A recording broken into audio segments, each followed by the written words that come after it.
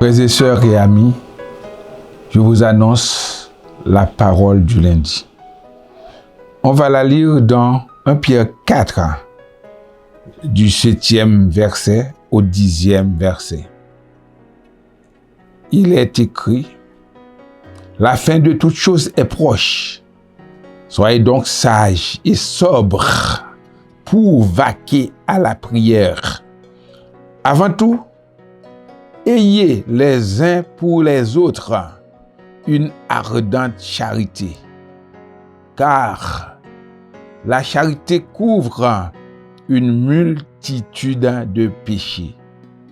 Exercez l'hospitalité les uns envers les autres, sans murmure, comme de bons dispensateurs des diverses grâces de Dieu. Que chacun de vous mette au service des autres le don qu'il a reçu. Cette parole nous invite à nous mettre aux aguets, à être en éveil. La fin de toute chose est proche. Elle nous annonce l'imminence du retour de Christ. Étant avertis, comme il est dit dans notre créole, notre langue vernaculaire, la guerre avertit, pâtier, cocobé. Soyez donc sages et sobres pour vaquer à la prière. Puisque la fin est proche, nous ne pouvons pas vivre n'importe comment. Il nous faut de la sagesse pour mener une vie conforme à la volonté de Dieu. Et la sobriété. On ne va pas être avec tous les autres à vivre n'importe comment, dans la débauche, dans l'immoralité. Il nous faut être sage et sobre.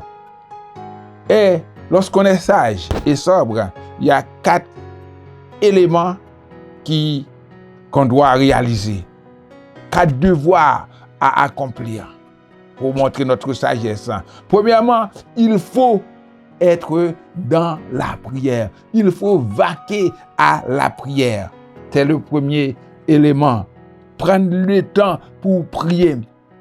Dans le verset 17, 1 Thessaloniciens 5, il nous dit de prier sans cesse. Jésus nous appelle toujours à demander, à chercher, à frapper. Et après, toujours être en prière, vivre dans un état de prière, parce que la prière est considérée par certains comme la respiration de l'âme. Parce que quand on prie, on parle à Dieu. Et quand on prie aussi, Dieu parle à nous. C'est la communication avec Dieu quand on lit la parole. Avant tout, ayez les uns pour les autres une ardente charité. Quand on prie, maintenant, on aime les autres. C'est le commandement de Dieu. Aimer Dieu de tout ton cœur, de toute ton âme, de toute ta force et de toute ta pensée. Il faut aimer les prochains comme soi-même, comme on s'aime, car la charité couvre une multitude de péchés. Quand on s'aime, quand on aime les autres, on ne va pas voir surtout le mal qu'il nous fait. On va voir aussi et surtout le bien. Il nous faut exercer l'hospitalité les uns envers les autres, être accueillant. Parfois, quand on avait une petite maison, on recevait des gens sans problème. Mais quand on a une grande maison, une belle maison, on ne peut plus recevoir les gens. On devient inhospitalier.